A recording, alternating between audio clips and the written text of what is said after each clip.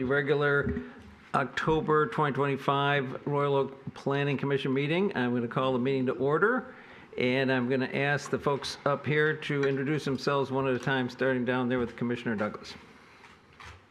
Good evening, Charlene Douglas, City Commissioner. Good evening, Brian Cooper. Meg Truba, Economic Development Director. Joseph Murphy, Director of Planning. Josh Markham, City Attorney's Office. Woody Gontina. Mike Fournier, Mayor. And I'm Gary Casada. I'm the chairperson.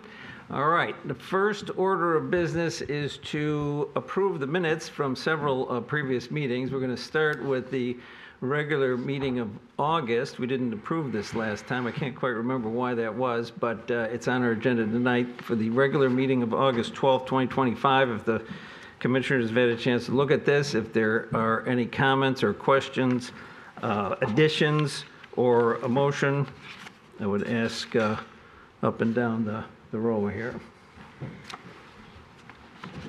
I've read through a motion to approve. All right, a motion to approve by Mr. Cooper. Second by Mr. Gontina. Is there further discussion? All right, seeing none, I'm going to call for a voice vote. All those in favor of approving the August 12th meeting minutes, say aye. Aye. Any opposed? Hearing none, motion passes. Those meeting minutes are approved. Let's move on to the next. We had a special work session with the zoning board on September 9th, and these meeting minutes are also before you. If you would had a chance to look at them, if there is any comments or additions or a motion. I'll move to approve. A motion by Mr. Gontina to approve the September 9th, 6 o'clock meeting minutes. I will second. Second by Mr. Cooper. Is there further discussion of these meeting minutes? Okay, hearing none, I'm going to call for the voice vote. All those in favor of approving the minutes say aye. Aye. Any opposed? Hearing none, minutes are approved. We'll move on to the third set that we have before us tonight. That is also September 9th. This is the 7 o'clock regular Planning Commission meeting. And I will ask again if there are any additions or corrections or comments from the commissioners on these September 9th Planning Commission meeting minutes. Mr. Gontina. I guess I do have one addition, although my copy does have it corrected. So I don't know if I guess what's available publicly is correct. You can probably just leave it.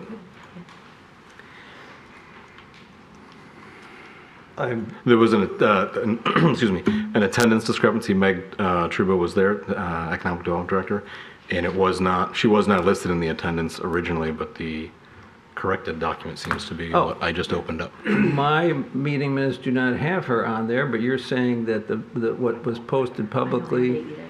Oh, you know what? I'm looking at the wrong one. I apologize. I think you are, because I was looking at the minutes from the joint meeting. Yeah, there's Would you no like to Meg change on your there. motion? Okay, yes, please articulate the motion. Yeah, so what I'd like to, the motion is to correct the September 9th minutes to add Economic Development Director Meg Truba to the attendance under staff. Okay, because she was at the meeting. Yes. She's not listed. Okay, is there a second on the motion to add Meg Truba to the meeting minutes of September 9th? We would need a second, I believe. I'll second. Yes. Second by Mr. Cooper. Okay, any further discussion of this motion? I haven't approved yet, but the motion. Okay, hearing none, I'm going to call for the voice vote. All those in favor of amending the September 9th, 7 o'clock meeting minutes to add the Economic Development Director, say aye. Aye. Any opposed? Okay, hearing none, the meeting minutes are thereby amended. And now we would ask if there is a motion to approve the corrected meeting minutes. I'll move to approve. Motion by Mr. Gontina. Is there a second? I will second. You guys are warmed up. We'll keep the streak alive. All right. So, all right. Motion is seconded. The motion to approve the amended meeting minutes of September 9th. All those in favor say aye. Aye. Any opposed? Hearing none, motion passes. Those meeting minutes are also approved with the amendment. Okay. Next order of business is, well, let me ask this. Does anybody have anything to add to the agenda tonight before we move forward? Okay, hearing nothing, we're going to move to the next order of business, which is public comment. Anybody who is in the audience, member of the public would like to come up and speak on a non-agenda item, we would ask you to do so at this time. Come on up. Please state your name. You have 3 minutes. Give us your presentation. I don't have a presentation, but okay. My name is Patrick McGee, 4524 Elmhurst Avenue. I am more or less here to follow up with, I guess as a meeting, but to meet Joseph. Joe, my name is Patrick McGee. I emailed you about the firearm store, retail store that is going on in Southfield. So what I'm here to talk to you guys about is, so my kids go to daycare in Southfield, and there was a potential situation where a firearm store was opening directly next to my kids' daycare. So we all went to the Southfield Planning Commission, then Southfield City Commission meeting, pleaded our case, and they basically, Southfield was powerless to stop the gun store just because of the zoning laws and how it was zoned, because sale of guns are just considered like the sale of a gallon of milk. It's just general retail. Doesn't require any special land use. So what I'm here today to ask you guys is to classify a gun store under a special use. We have them for adult stores as well as, what's the other one? Tattoo parlors. It would stand to reason that you could add gun shops to that. And the reason this is passionate is because it was my kids. And I think we don't want to have the spotlight that was on Southfield, and 2 years ago that happened in Berkeley to happen in Royal Oak, and to keep the gun stores separated from schools and whatnot. So that's what I'm here to ask you guys, and more or less for you to meet me, Joseph, from an email. So that's it. Thank you. All right, thank you. Come on up. Good evening. My name is Trish Oliver. I've lived in Royal Oak since 1986, and I am running for mayor on the November 4th ballot. This is to comment on the 10-page staff memo on tonight's agenda, which validates predetermined outcomes regarding to the upcoming zoning ordinance changes about multifamily density standards. The memo states that City Hall's research and analysis clearly demonstrate that allowable density for multifamily developments has eroded over time due to variances granted by City Hall. Therefore, planning and city commissions wish to update the zoning ordinance so that such variances in the future don't have to come before them, but can be administratively handled by the planning and building departments with no requirement that adjacent properties receive notice. As a result, residents won't be aware of a new project until ground has been broken on it next door to their house. To this end, commissioners and the mayor have frequently claimed that they can't dictate which projects are proposed, but that sidesteps the fact that if they roll out the red carpet for non-conforming use projects, they've created a development climate that signals to developers that they don't have to work harder to comply with the zoning ordinance. Further, the chart on page 8 of the memo lists high-density projects and states no variances were needed. What it doesn't list are the concessions, tax breaks, and other support given to secure these projects. For example, the ZBA waived 100% of the parking, which was 81 spaces, for the 10-story building at 505 South Lafayette. Tough Luck seniors and those with ADA needs. For complete itemization, visit the reference guide page at saveroyaloak.com because these details are not listed in the staff memo. In addition, one of our campaign promises is to shorten public meetings and simplify overly dense agendas. This would extend to overly dense memos. An executive summary should have been provided tonight so that busy people could understand at a glance how they will be impacted if they didn't want to wade through the 8 pages about zoning ordinance history from 1931 to today. Also very concerning in the final paragraphs is the push to make form-based code part of the zoning ordinance, including that your outstanding requests for proposals seek specific assistance in that. Additionally, the acronym FBC varies what they are and their widespread impact to residents. Again, I am Trish Oliver, running for mayor. Royal Oakers, feel free to call or text me at 248-274-4211. That's 248-274-4211, or visit saveroyaloak.com. Thank you. All right, thank you. Anyone else? Come on up, state your name, 3 minutes.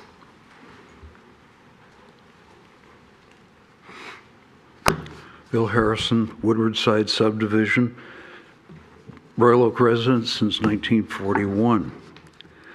When I described Woodward Side as having a rural feel, Matt Lambert said, "You cannot have that." I have asked many times why. I have yet to receive an answer. We were repeatedly told that the master plan is not zoning, when in fact it is the basis for zoning. The master plan was continually misrepresented. Why the reluctance to retain the specific designation single family rather than the nebulous term neighborhood residential? The form-based code has never been clearly explained. The California consultant was redundant and did not clearly describe the FBC in terms of how it differs from traditional zoning or how the FBC affects the character of the area. While traditional zoning codes focus on the use of land, form-based codes prioritize the form of buildings based on the belief that the form of the buildings is more important than the use in determining community character. I totally disagree with that. Paragraph 7 on page 9 of the agenda attachment regarding the RFP for a consultant to develop the FBC identifies the land use to be defined. Identifies the land uses to be defined. The stated land uses do not include neighborhood residential. Does this mean that traditional zoning will be used for neighborhood residential areas, or was this just an oversight? Please advise. You continually hire consultants from socialist areas such as DPZ from Portland, Oregon for the master plan, and the FBC consultant from California. Are we going to get another socialist to update the zoning ordinance? Thank you.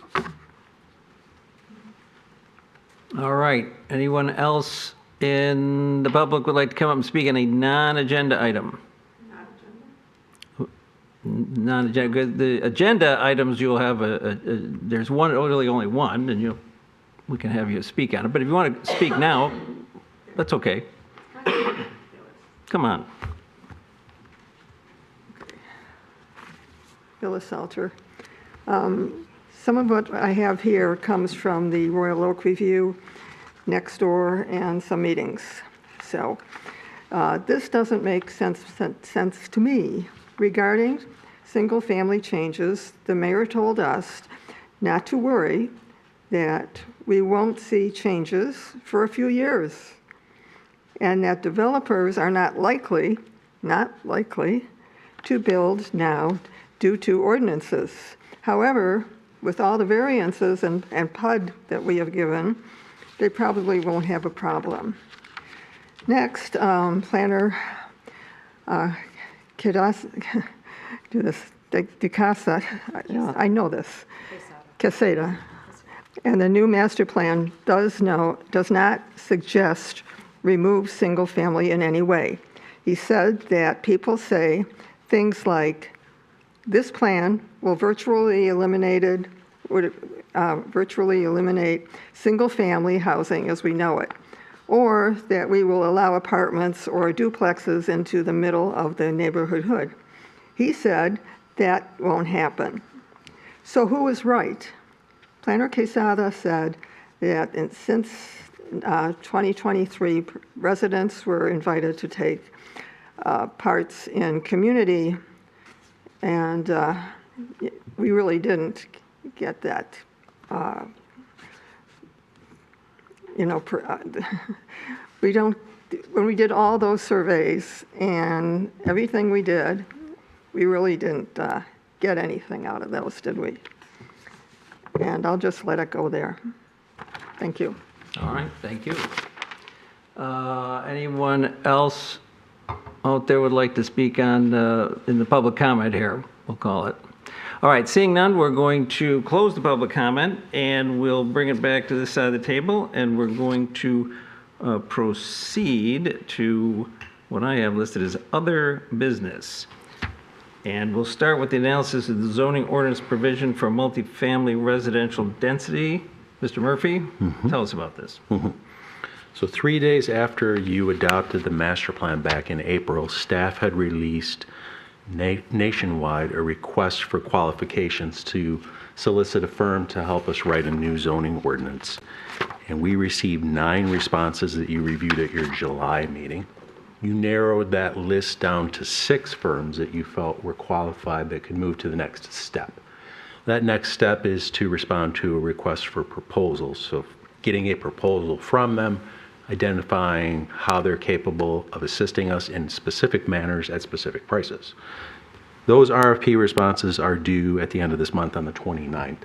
So you're going to see those at your next month's meeting. And we're aiming for, hopefully, December in-person, which would be preferred in-person interviews. So we can discuss that further next month, but I ask you to keep that in mind. So before we start writing a new zoning ordinance, we'll continue to study and discuss different key topics. 2 months ago, we started with form-based codes. We had a virtual training session with a firm, and people can go back and watch that if you haven't, or if you want to watch it again. Last month, we talked about staff's memo on off-street parking requirements. And this month, staff has prepared for you and for the public a memorandum on multifamily residential density standards. So residential density refers to the number of dwellings or number of dwelling units on a specific measure of land. In the instance of the city zoning ordinance, we refer to an allowable number of residential units for property that's zoned appropriately, for instance, multifamily, multiple family residential, and it refers to an allowable number of units based on the square footage of that particular size property. So oftentimes that ratio is referred to in many instances as a number of dwellings per acre, not per square foot, but for our ordinance it's per square foot. And density can be can accomplish growth in strategic locations. It can incentivize the creation of a variety of housing for all stages of life, which is a very key point and topic in the master plan process that you concluded. It can provide for the critical mass of people necessary to develop and maintain neighborhood commercial areas within a short travel distance. And it can be a very critical element to sustainable transit system. It occurs, an important point is that it occurs throughout the entire city. And it's part of our character and identity. And this particular memo highlights the current and prior ordinance provisions specific to density on multifamily developments. It also references the master plan's directives, and it analyzes development patterns.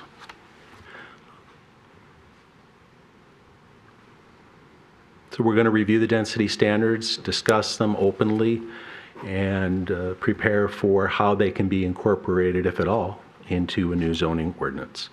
And this research and analysis is going to demonstrate several key points that I want to highlight right off the bat, and then we'll go through those points as we continue through the memo.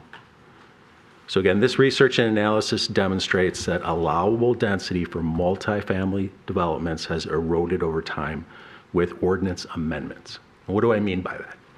We'll go through that as we go through the memo, but it means that the number of units that was allowed on a particular site was greater in time comparison to today's ordinance standards. So as it eroded, it's gone down in the number of allowable units.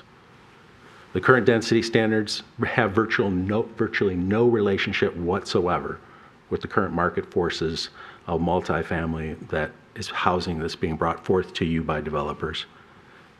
The current density standards in our ordinance can be construed as an impediment to an appropriate approval process, and that the current development standards, density standards, do not align with the directions provided by the city leadership. So let's go through those 4 points as we work our way through the memo.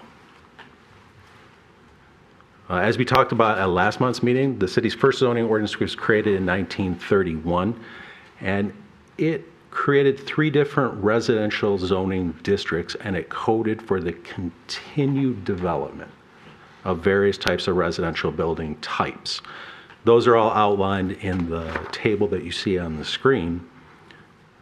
I'll point out that 2 of the different districts, residential C and residential B, had different density standards. Residential C was about 54 units, 54 dwellings per acre, compared to residential B, which was roughly 22 dwellings per acre. So far greater number of units per acre compared to today's standard for in the multifamily residential zoning district. Under today's ordinance requirements, the allowable number is 13. Now there's a possibility for a density bonus for sites to be able to qualify to double that amount to 26, but those are fairly stringent. So this is a base point for where we started in the allowable number of units. Over time, there were various ordinance amendments changing the definition of different types of multifamily. And there was a very comprehensive text and map series of text and map amendments created in 1957. And that narrowed down the number of districts that multiple family was allowed in. And I'll scroll to the key figures, which lowered it to 23 dwellings per acre. So again, less than the numbers that we had referenced in the original zoning ordinance in 1931. Series of ordinance amendments took place in 1963 and 1987. They were based on convoluted formulas of the number of bedrooms associated with a dwelling and its then related number of dwellings per acre. Again, getting to be very convoluted. In 2001, we had just finished the master plan in 1999. In 2001, the Planning Commission and ultimately the City Commission wrote a new zoning ordinance with new standards. Those standards are the ones that we have in play today. So the formula is for the first 2 units, 2 dwellings on a site, there needs to be 9,000 square feet of lot area, and for each additional dwelling unit, there needs to be another 3,000 square feet of lot area. So what does that mean?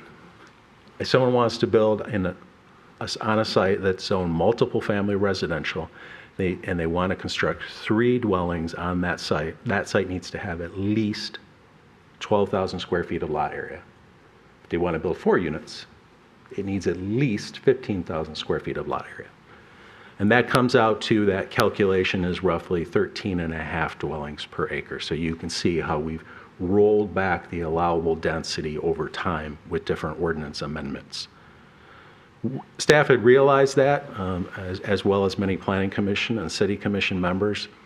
And in the winter of 2015-16, we had looked at every single site that had a multiple family development on it in the city, and staff analyzed it in terms of its number of units per acre or per square foot, and we also reviewed the number of off-street parking spaces. The data regarding the off-street parking spaces was presented to you last month and in last month's memo, but what we realized was that meeting the standards that were set forth were very challenging, and that's why you were seeing developers coming to you requesting to go through some, what I refer to as an exception to the standard approval process. And those exceptions really revolve around them choosing, free will choosing to come in front of you and asking for a planned unit development or a conditional rezoning request. Those are typically the 2 avenues that allow you much greater flexibility with regard to analyzing a proposal in terms of the density compared to what the current ordinance requirements are. Obviously, you've seen differences also relating to the number of off-street parking spaces, setbacks, height, all those other development standards, but today's focus is on density standards. So we had presented that to the Planning Commission, and in February of 2019, the Planning Commission did unanimously adopt a motion, and I'm going to read it, to direct staff to prepare a report on potential zoning ordinance text amendments to require density, off-street parking, and other standards for multifamily dwellings that could potentially reduce the number of PUDs or planned unit developments and conditional rezoning applications for projects with multifamily dwellings. Links to staff's report are included in this particular memorandum, but the Planning Commission, after some discussion, decided to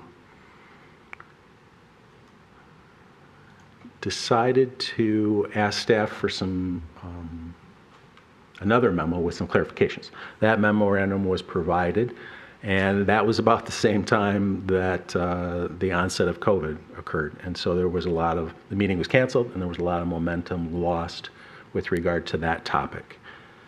The Planning Commission did hold a joint meeting with the Zoning Board of Appeals in September of 2020, just like you did last month. Various topics were discussed, and multifamily developments were certainly a topic. The Planning Commission, after that particular joint meeting, the Planning Commission conversed about which items could be dealt with during the review of the master plan process versus those that should be subject to some type of public engagement prior to starting the master plan process.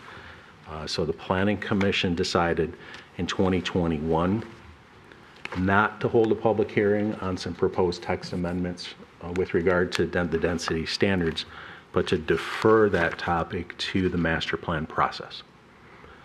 So we moved forward into 2021 and we embarked on the development of a new master plan. Unlike some prior master plans that talked explicitly about the number of units per acre for particular types of areas of the city, this master plan that you had just adopted doesn't specify. So that leaves it up to us to determine as we move forward in the next step of this process, which is writing the new zoning ordinance. So one of the things that the Planning Commission and our consultant and the public should be aware of are what types of recent developments have been proposed, or I should say have been approved, and what are their densities standards compared to our current ordinance provisions. And so the table in the report, which is shown on the screen, highlights what I'm going to refer to as more recent developments that have been approved. It gives you the site address, their general location in the city, the number of units per acre per their approved project, and whether they went through some exception to the approval process to achieve that density. And that means whether they asked for a planned unit development, whether they achieved a planned unit development, or whether you gave them a conditional rezoning. And you'll see, based on this table, that there is a wide range of dwellings per acre compared to our ordinance provision. Some of those, like in downtown, I will note the three at the top of this list, which are the most dwellings per acre, those are located in what I refer to in the table as downtown. But those are in the central business zoning district. The central business zoning district does not have a density standard. The multifamily residential district, the mixed use district, those do have that formula, that density calculation. But a specific site that's in the central business district, or i.e. the downtown, it doesn't. I did include them as a reference to show that is an appropriate location for density, as you've clearly highlighted in various master plans over the years. But the important point in this chart is to highlight that many of these that have come before you for approval and have received approval far exceed the allowable number of dwellings per acre, and to consider those as you think about standards for the future in a new zoning ordinance.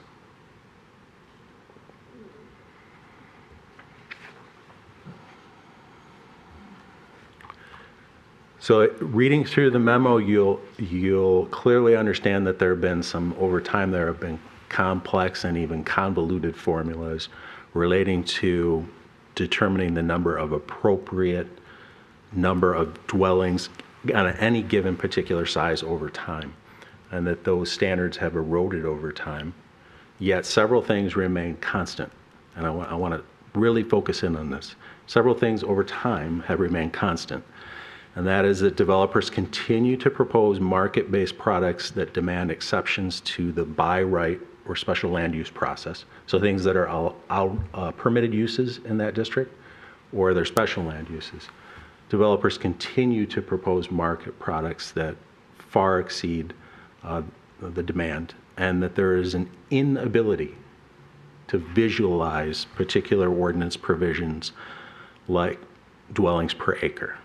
There's an inability to do that. So perceptions of an appropriate or an excess number of residential density often have little or no correlation whatsoever to the actual number of dwellings on or people living in a particular development. Perceptions almost always tend to be directed towards a building's mass, its design elements, its height, its placement on the property, and its relationship to its surroundings. The number of off-street parking spaces and the configuration of those parking spaces is also a significant factor. So I'm going to give an example of two different settings in determining what is an appropriate, what is a perceived density. A tower-like building that's many, many stories tall that has a large number of dwellings in it, and it might be surrounded by a sea of parking, a parking lot, or it may have a large open space, green space. It has a particular density calculation. Its size has a number of units per acre or square footage under our ordinance requirements. There may be an adjacent neighborhood that's full of nothing but single-family homes on very small pieces of property. If we take those exact same size properties and we determine the number of units in each of those settings, you actually may find that the residential neighborhood has a higher density than the site with the tower on it, that oftentimes is perceived as having a far greater density than the adjacent neighborhood. So that's where we play into, we want to reference a building's mass, its placement, its height. All those things are factors in determining what is perceived as being too dense or appropriate density.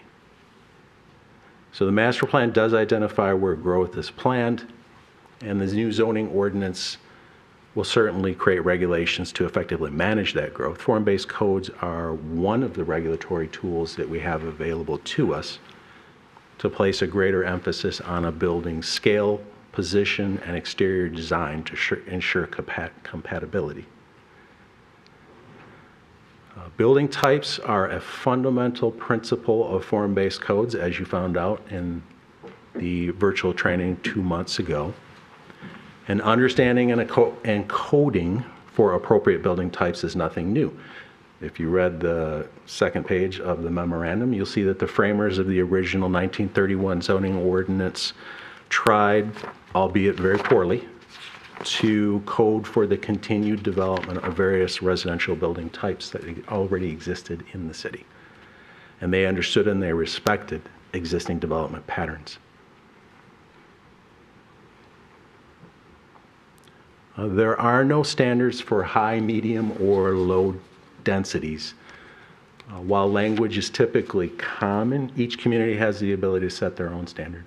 So this starts the conversation. It's going to continue, maybe at this table prior to retaining a consultant, but definitely when we do retain a consultant, we're going to have far more detailed conversations as to what are appropriate density standards for different locations in the city, and frankly, whether they're even relevant anymore in today's standards. So one of the things that could be looked at is that historically zoning ordinance provisions have looked at density standards and have always governed them by the development of individual private pieces of property. Another way to look at that is to potentially identify density standards for a larger setting, like a block or a proximity to a key intersection or a downtown. Coming back to those points that I had referenced at the beginning, which was that density is oftentimes a critical element to achieving growth in strategic locations providing for the critical mass necessary for shopping centers and transit, etc. So all these things are important to consider and to talk about openly so that the public is very well aware of this as we move forward with writing a new zoning ordinance. All this is good conversation for whoever we end up hiring to help us write our new zoning ordinance. They will have understood that we've already discussed this. It'll give them a path to hopefully getting us something quicker to review so that you can respond to. So tonight I'm not looking for any affirmation or suggestions to ordinance amendments. It's just to have the presentation of this material and to hear your thoughts on it and to see if you have any comments that you'd like us to consider prior to, again, hiring a firm to write some actual ordinance requirements. All right. So, do we have questions for our director? I know I do, but I'm not going to go first. If you guys have some, I'll go first. go right ahead. So I've got a couple of questions. The first one is on, excuse me, the chart where you have all the different multifamily and the densities. Now, it does make sense to me, the ones that obviously that use a conditional rezone or PUD, or the ones that are in a downtown area. But there's others that you've got exceptions to approval process. You've got NA in there. Where they're not a conditional rezone, not a PUD, or not a downtown area, is that indicating that they were able to get that density by right on that site? Either by right or they went to the Zoning Board of Appeals to seek necessary variances. Got it. Okay. And then the other question, unrelated to this, is you just mentioned one potential way to look at density is over a larger area. So as an example, if we just take a block, a city block that has multiple different parcels, multiple different private property owners, and you establish a density for that area, can you help me understand how you would reconcile any individual property taking advantage of that? And an example would be, just for conversation's sake, the density you establish is 50 units per acre. One private property owner proposes a tower that has 45 units in it. Those 45 units now essentially establish the standard for the density that we apply to that area of 50 units per acre and essentially taking up the density and taking it away from the other property owners. Am I understanding sort of how you laid that example out of how you could approach it? And how would you reconcile that? I don't see whoever's first to get to the development as being the strategy, as opposed to we understand that we want to focus growth in a particular area, and in order to I'm going to pick, because we just went through the master plan process, the area of 14 and Delamere. We've identified that, you've identified that as a new activity center that you want to achieve. And it talks about what would be included in that activity center and the necessary components that the city needs to fund or work with developers to help provide funding for critical elements like new streetscape, new parking structures, amenities of that nature. So those amenities are dependent upon the development happening at a particular density level, so that we're fulfilling and setting the stage for that. But a consultant would be able to give us better examples from communities that they work for throughout the country. But I don't see it as whoever gets to the development phase first and gets that number of units, and then we're tapped out at a certain level. I don't see it that way, as much as I see it as we know that we need a certain critical mass, and we're trying to achieve a particular density standard. But you do see the challenge around having different property owners and a density established for an area, and creating that situation where you may have certain projects proposed that have a certain density because the area is calling for a certain density and no other project being proposed. I see some challenges arising just from that example, but I agree with you that I'm sure there's solutions to it. We're not the first people to do this, so it was one of the things I thought of in my head. All right, other questions?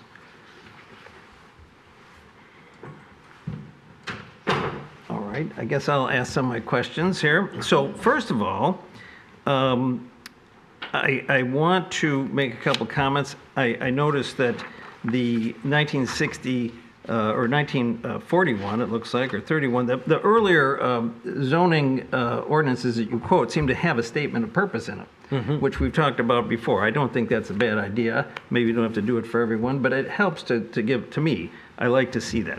Just a quick comment. And they always have a connection to the master plan. They should always have a connection I to the think master plan. they should. Absolutely. You have talked about dwellings per acre. In the past, they've had used number of bedrooms. I'm a little bit I just want some background because the professionals, we're not planning professionals. You're the planning professional, and you're using these terms. I just, is your dwelling per acre only whether it's a dwelling or not how many bedrooms or anything like that? How are you formulating that, and why is that beneficial? Excellent point.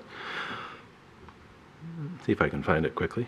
There was a point in time in which we switched over from determining that density calculation not based on the number of bedrooms, but just a flat. If it's a dwelling, no matter the number of bedrooms that it has, to the calculation. And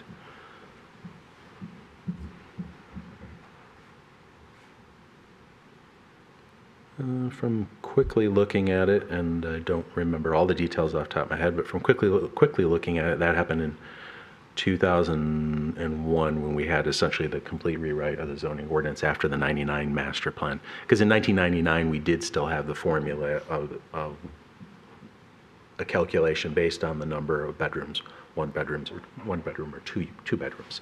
And we, at the same time, we did have a calculation with regard to off-street parking as well. I know that.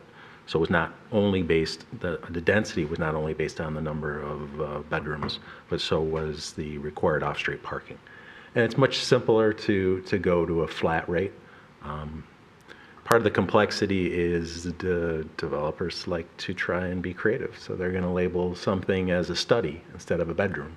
And under the building code, maybe it meets a study. It is not defined as a bedroom. They can call it a study, but they can use it as a bedroom. So we just got out of the business of saying bedrooms and saying if it's a dwelling, it's a flat rate calculation with regard to density. Okay, so one of the benefits is simplicity. And, Yes. And I understand that people, they see a rule and they say, I might need to get around that rule, and then you play that game. So, okay. So tying a little bit into the history, one of the things that really I was curious about, you have this nice chronology of the development of the zoning ordinance, and what jumped out at me is that between 1963 and 1987, you don't have anything listed as having happened. Probably there was, because that was the time where the city was the largest, had 23,000 kids in the schools. I'm just curious about that period. I mean, that was really the where we had the greatest population, was it not? Now, Yes. how does that factor into this trajectory here, and whether or not there was, the apparent dearth of amendments during that time? Any background history? Nothing that stands out. There was no one place I could go in a file drawer and pull this out. This was sifting through planning commission minutes and then going to the website and looking at Okay, city you weren't commission there. minutes. It wasn't there. No. Okay, it occurred to me just as I'm speculating that there were so many people in the neighborhoods and that maybe there was a move to erode the density, and people thought, we need less density because we got too many people and too many cars on the street, and we want to lower the density. Maybe that had something to do with it. I think you'll find that typical development pattern all throughout the entire country at the time. It probably fairly matched what was being what the ordinance requirements were. So oftentimes ordinance requirements respond to marketplace. Clearly we haven't been keeping up with that because there's been a change in what's being proposed and approved by you. But Largely, you can find the things that were built in the late 60s and 70s, you can largely find them in the same configuration and development patterns, certainly throughout the Metro Detroit area, if not a large number of other metro areas in the entire country. So it's not surprising to me that the standards in the ordinance met the marketplace standards or marketplace concepts. All right. I'm not sure that exactly answered my question, but I'm not sure it was a very good question. All right. So the next thing I want to ask about is I actually didn't realize, I remember that we talked about doing some text amendments. I was on the Planning Commission then. I didn't quite remember that this March 5th, 2020 report, which is 25 pages long and includes proposed text amendments and drawings, you must have done a lot of work on that, and that didn't see the light of day. Is that what I understand? Well, it was provided as an agenda item. It was just the meeting was canceled. Okay. So it's still out there. It's always been public. It's something that the Planning Commission did ask for. So we developed it, and it lost the momentum. Okay, let me ask you this question. In your opinion, I mean, there's a lot of edits here to the ordinance. What is the level of relevance for this document as we go into the zoning, rewriting the zoning ordinance? I think is great historical context for whoever we hire to illustrate to them that we've done research. Here are the things that we proposed in the past. Do you think that these can be put into place in a far more simpler, direct form, obviously, than what we were proposing? But I think it'll be very useful for them, and it's a good refresher for you and for the public to clearly state that this is not a brand new topic. We've talked about this innumerable times, and you've been provided different proposals. This is nothing that should shock anyone or be of surprise. This has been talked about for years. Okay, and again, just keeping in mind that you are a professional planner and you had a lot to do with this, so this document is March 5th, 2020. It is on the website, and we should refer to this if we want to educate ourselves about the thinking of the planning department. That's why I asked, is it still relevant does this document still reflect some of your recommendations and thinking? It does, but we certainly, whoever we end up hiring to assist us in writing a new zoning ordinance may have some different thoughts for you. We would expect they would. Yeah, and I think some of their thoughts would be in line with that, but I don't think it's going to be a complete. It's going to match it word for word. I would think not. Okay. Well, thank you.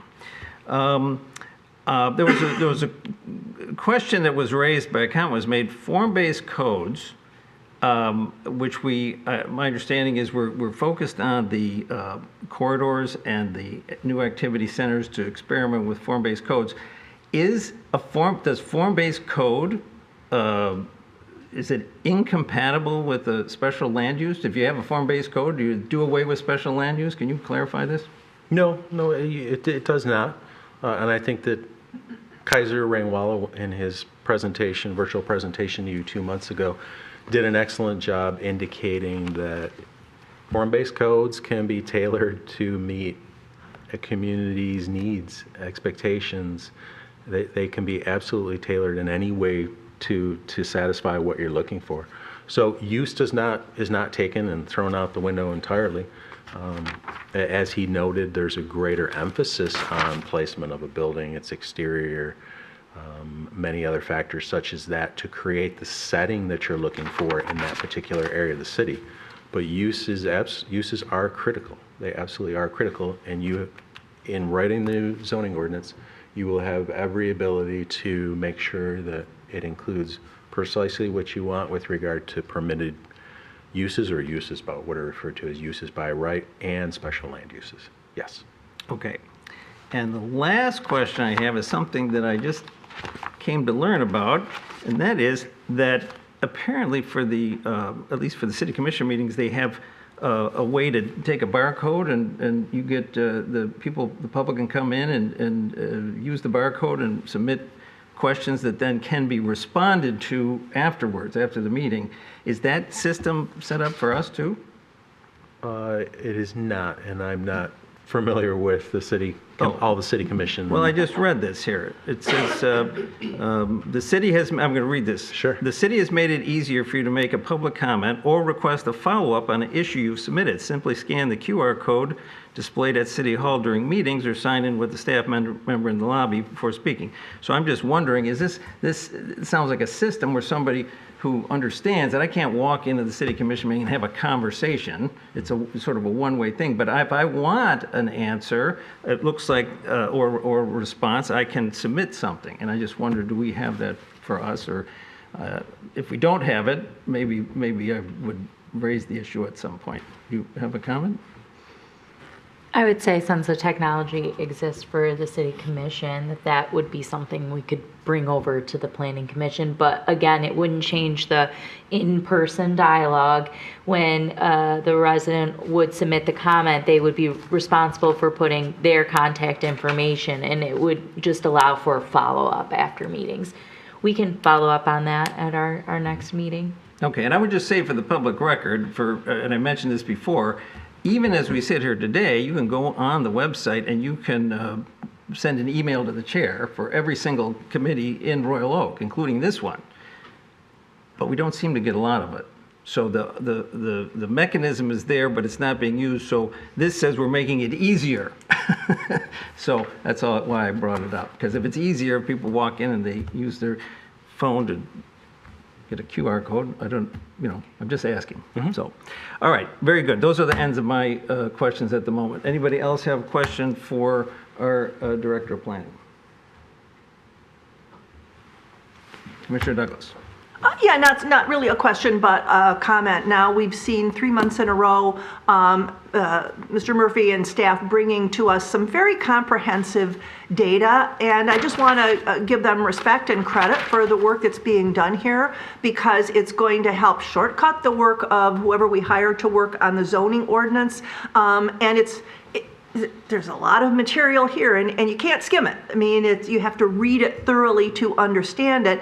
And I'm just very glad that we're putting all of this data out well in advance of the inevitable public participation and dialogue that we will have, so that people can be prepared when those opportunities arise. So thank you. Good job. All right, second that.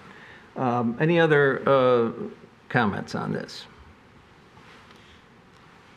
All right. Is this a public hearing? No. All right. Okay, well, I guess we're going on to the next issue here. Other business. Number B, meeting schedule and religious holidays.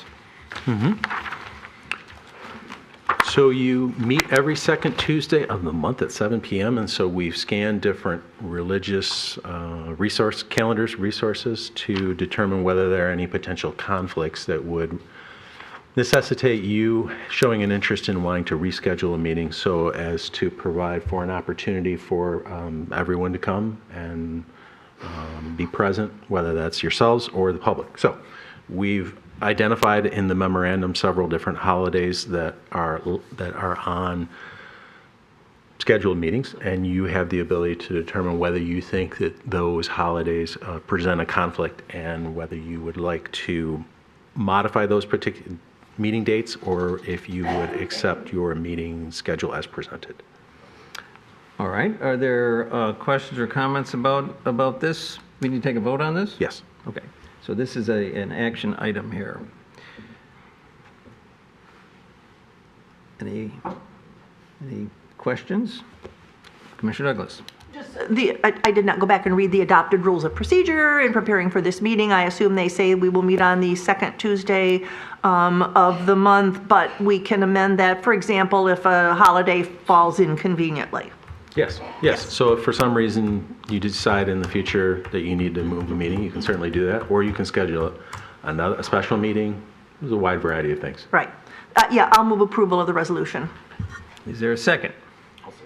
Okay, so we have a motion to approve the resolution adopting the schedule for 2026, and we have a second. Is there any further discussion of this? Okay, seeing no hands, I'm going to call for the voice vote. All those in favor say aye. Aye. Any opposed? Hearing none, motion passes. We have our schedule. All right, next issue on the non-action items. Mr. Murphy. That's just information from you. It's the Oakland County Road Commission, commonly known as the Road Commission, their quarterly newsletter that we receive, and we thought we'd pass it on to you for your information. There's no need for you to take any action. It's just informational. All right, very good. And so that seems to conclude the agenda. So I'm going to ask if there's any of the commissioners would like to put anything on the record, or staff would like to put anything on the record before we go ahead. Well, I'll reference publicly, but you had postponed several times the prior Kroger proposal that was at 14 and Coolidge that was brought forth to you. They have provided to you, as you received a letter, they're withdrawing their request. They have, however, indicated that they intend on making an application, another application process to bring a different development to you that will include Kroger and I'll say other things. And they may be on the agenda for December, but it'll be posted as an agenda item in the future. So we'll make the same announcement that they withdrew their original application at next month's meeting, November, because that's what the meeting you had postponed it until. We're aware that they're withdrawing, so we want to make it known today. We'll make that announcement again for the November meeting. Okay, and just for the record, we had postponed it to the November meeting. Yes. Same project. They were going to come back, but now this is if they come back, it's a new project. It's like they're starting over. Yes. Okay. New project, new application, new approval process that they're requesting. Okay. Potentially. And they don't have to come in December. They're not under any orders from us. No, if they do make an application, and whenever it's appropriate for your review, it'll be placed on an agenda and there'll be notice as well. Okay, very good. Thank you. Anybody else? Okay, well, that's the end of it. Oh. This is see. the QR code. Yes. It was facing backwards. Normally it's facing this way so that you can scan the code and make comments. Okay, thank you. I appreciate that. I don't know if it works for us. We'll have to look into that. So, okay. It's above my pay grade. All right, is there a motion to adjourn? Motion to adjourn, seconded by Mr. Gantina. Any discussion? I'm assuming none. All those in favor say aye. Aye. All right, we're adjourned. Thank you very much. Thank you.